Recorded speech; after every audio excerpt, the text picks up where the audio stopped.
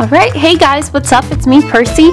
So I've been having a lot of requests, and I'm gonna go ahead and make this video a technique video because a lot of people have been asking me for some tips on shading. Shading is something you really have to experiment with, but I'm gonna try to teach you the best way by going ahead and shading up this sketch right here. So maybe if I talk to you what I'm doing as I'm like walking around, maybe that'll help you guys. So this is a sketch by, I think it's Gunkin. It's a concept art for one of the original ideas for Rapunzel, so it's really interesting to see what she almost looked like before she became what she became. Okay, so let's see.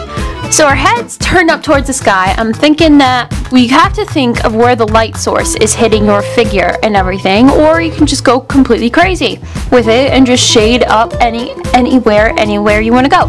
But when I think of shading, I think of here's our light source and it's coming down this way. So she's looking up at the sun. Okay, so I can jump to her eyes and I can figure out that, yeah, there's going to be a bunch of light right there. So I can give her a pupil. And then I can go around and I can color in right here and make it nice and dark right here. But then when I come to her eyelash and you see how close her eyebrow is touching her eyelash, I'm going to come in here and I'm just using a regular mechanical pencil, guys. I'm not going to use any special pencils or anything like that. So I'm going to come in here. I'm going to darken up this a little bit since her eyelid and her eyebrow are touching pretty close together. And she's already got a dark eyelid. We all have a general dark eyelid. I'm just going to come and I'm just going to shade that a little bit right there because since it's guarding, it's not really getting hit by the light, really. So then I'm going to jump over to, let's see, well, she already has like she just doesn't have this flat face. So I'm going to give her some nice rosy cheeks and a little bit of like contrast to her face. And just in case you cannot, what I'm using right here is, guys, I know it's my fingertip and everything, and I'm using it to shade in and everything, but I'm probably gonna go ahead and guess that a lot of you don't know what a shading stick is. Let me get a shading stick for you.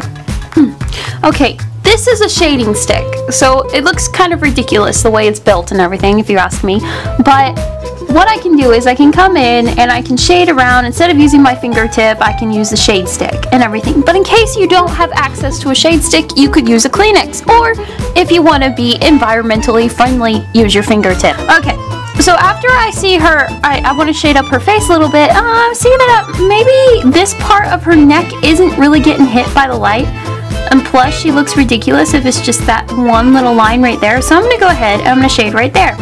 And I'm going to use my fingertip for now. Here's this light right here. And we have her hair kind of coming over here, like off to the side. So I want to shade down where her hair is probably casting just a little bit of a shadow. And you see, here's a shadow right here. So I'm going to shade that in and give some nice shadows. Okay. And then right here, I'm going to come up underneath right here. And I'm going to shade underneath her chin, and I'm going to go ahead, I'm going to pile up again and get a little bit darker under her jawline and make her jawline a little bit more of an outstanding line. Okay, and then when I come to her lips, since the lips are probably getting hit by the sun right here, I'm going to start dark from up here, and then I'm going to slowly lift up on my pencil just a little bit. And same down here, dark from right here, but it's going to probably be dark underneath her lip. Okay.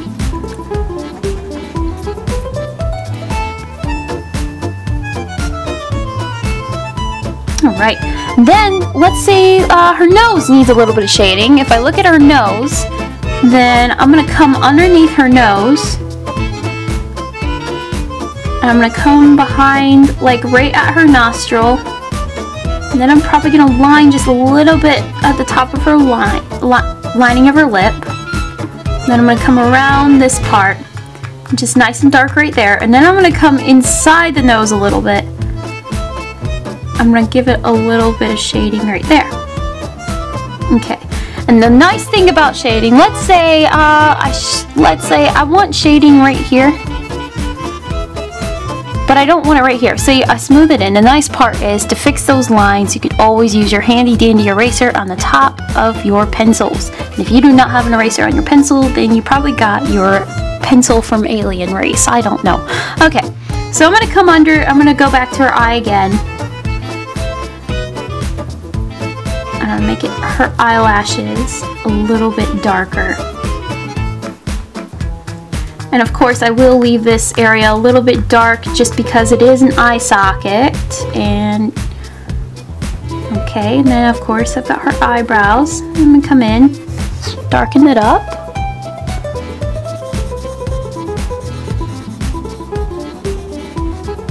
Alright, and then she's got like eyelashes over here.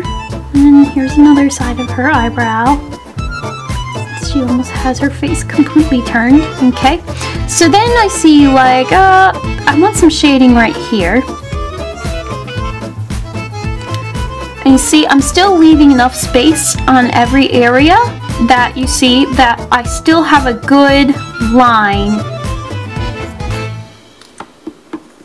of like light that is hitting whatever. So I'm gonna come up here. See, this is, you see my light line, basically, light line. Whatever. Okay, and then I know she probably has some rosy cheeks, which she does in the concept sketch that I found. Okay, and the funny thing is, when I do shade faces and everything, we do have this imaginary line that comes down, the cheek comes down, and it should meet up with, like, the lip line and everything. Okay, so when I do that, I can shade and give a little bit of rosy cheek just to give some definition to that line, that cheek line that's there. I don't have to really necessarily make it sure that it's there or whatever, but yeah. Okay, and then we have, like, she does have rosy cheeks, so her cheeks are all back here. Make it nice and dark and shade that in.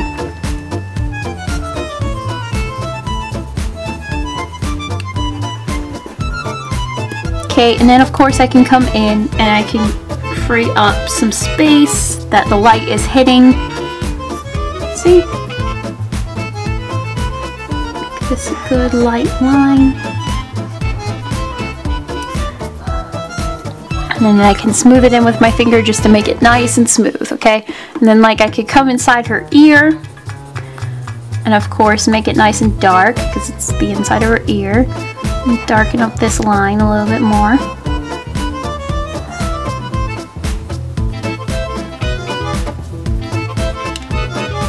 Okay, and then what I can do is, and then that's when after I start smoothing everything in, I make sure I come back and I make the lines nice and crisp and dark. Okay, and then I come to her collarbones, and let's say, okay, I've got some shading here.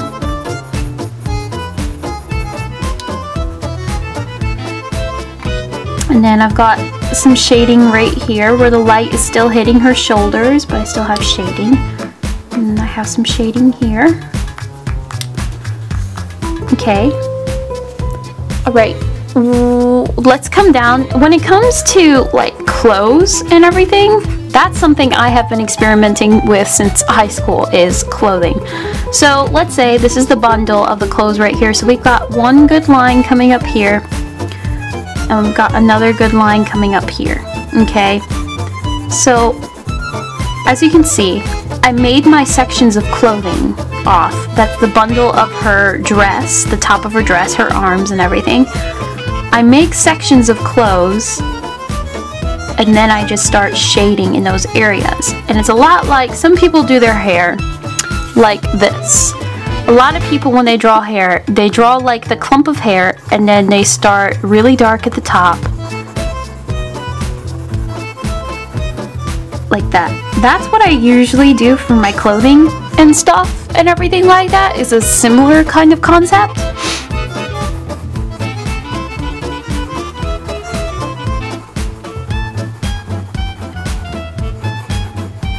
Now that we touched on clothing and everything, let's touch on hair just a little bit. I did make like a whole hair tutorial on coloring hair and everything, but I will touch it right here. Okay, so this hair is hiding behind her ear, so it needs to be dark, obviously.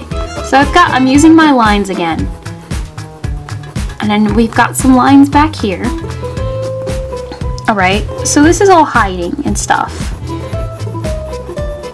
As you can see, I'm leaving light space that's being hit by the light, because you never know what part of your hair is actually receiving light. So, okay, this is one big clump. Her hair is obviously blowing in the wind and everything. So what I'm going to do is I've got a big clump right here. I'm going to make it nice and dark back here, but I'm going to make this space a little bit light. It's going to be light, and then of course I'm going to come back here. And then this part is being overlapped, obviously, so it needs to start getting dark behind her ear.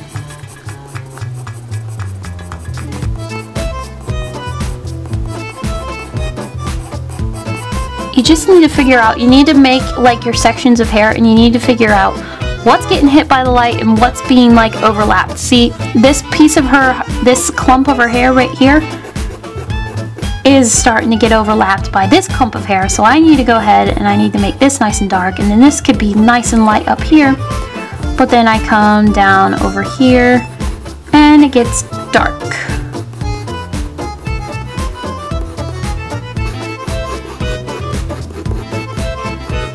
And when you're shading, like I've been doing, it depends on the pressure of your pencil, like what you use. So I can come up here and I just make my lines again. And some pieces could be darker than the other. It just totally depends up to you. I'm gonna make this nice and dark back here.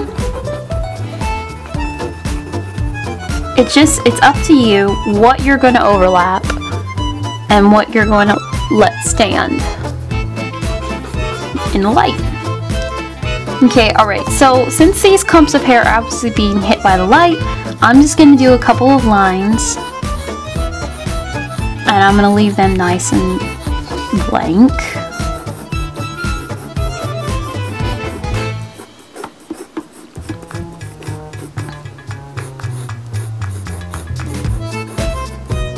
Okay, and then right here is getting overlapped a little bit right here. So I'm going to go ahead and get nice and dark under.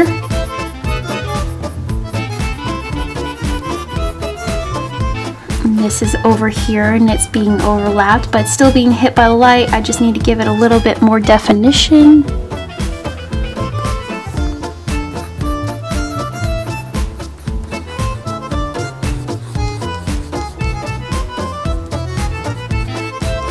Alright, I'm going to continue on and you're going to watch.